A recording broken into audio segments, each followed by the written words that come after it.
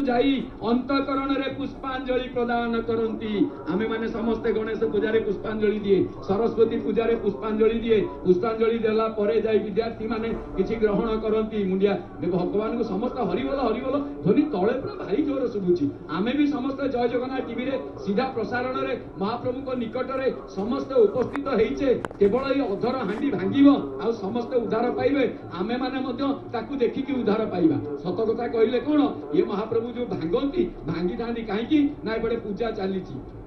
भांगी थांती एइतिपाई ये नुआ गढ़िया पाई ए भंगा गढ़ा दुनिया भांगी जीव दिने ए न रहिबो दिने ए जे हस खेल कांद पड़िबो मने कारण कोन कहले भंगा गढ़ा दुनिया ये भांगीबो पुणी गढ़ी हबो गढ़िबो दिने ना दिने भांगीबो या निश्चित निजे मध्य मु शरीर त्याग करे एक कथा निश्चित तेणु करी आमे देखुचे पूजा बसिची पुष्प जो पुष्प कथा आसे जे माने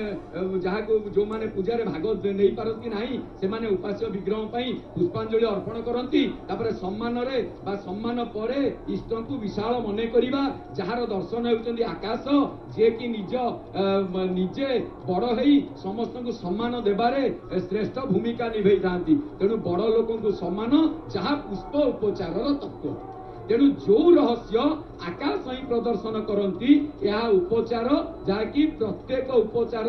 तृतीय सोपान जहाँ को कह जाए पुष्प आ गोटे बढ़िया कथा आपण माने देखिबे माने जा गणेश मोदकांक्षी बारिधारा प्रिय शिव अलंकार प्रिय विष्णु नमस्कार प्रिय रवि अर्थात आज बारिधारा प्रिय होचंदी शिव वर्तमान जो वर्षाटी हेइतिला ये वर्षा रे शंकर भगवान जदियो ताकू जल लागि हुए एबे देखंतु पणा वृष्टि होउची तापर श्रावण मास आसी जिवो या पर जल खाली वृष्टि अर्थ शंकर मथारे जल लागि हबो समस्त जल लागि करिवे तेणु से होचंदी जलधारा प्रिय अन्य गोटे दर्शन रे शंकर भगवान एठी जल पाइबे कोन कहले मु आग जगन्नाथ पाखरे महाप्रभु को पाखरे आग प्रपानक को दर्शन करिके आसे तेणु श्री विष्णु होचंदी अलंकार प्रिय एवं सेही हिसाब रे जहाँ कहा जाए जे महाविष्णु श्री जगन्नाथ को विभिन्न अलंकार रे मंडित करा जाए बेश करा जाए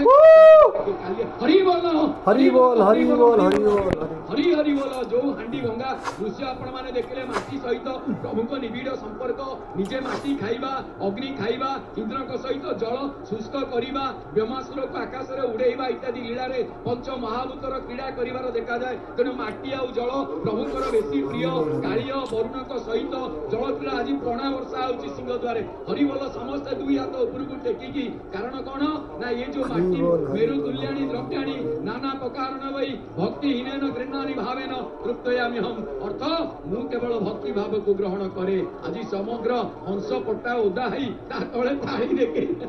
बढ़िया बढ़िया ये मध्य किछि थाळी आज देखेई दैछंती आउ किछि जे जेमिति पाइबे कारण वर्षा होची एपटे महाप्रभु पणा वर्षा करूछंती अर्थ पणा वृष्टि प्रपानक वृष्टि उत्कलीय परंपरा रे ये पणा पानी होची बहु पूजा बहु प्राचीन सबुठारु बलिष्ठ पणा प्रभु को गुप्त नीति समय दैतापति मानक द्वारा पति महापात्र माध्यम रे अणसर वा अनवसर समय निवेदन करा जाए आउ ए उपचार विहीन घंटी घंटार नाद नथाई मध्य श्रेष्ठ महाप्रसादर मान्यता पाई थाए आउ विश्वावसुक अंतकरणर प्रेम जहाँ उपचार ठारू आचार सदाचार को यथेष्ट गुरुत्व दिए सेति महाप्रभु कहती काष्ठे न विद्यते देव न पाषाणे न मृण्मये भावे ही विद्यते देव तस्माद् भाव प्रवोच्यते अर्थात आमे तीन रथ को वर्तमान देखुचे वर्षा पड़ुची छता टाणी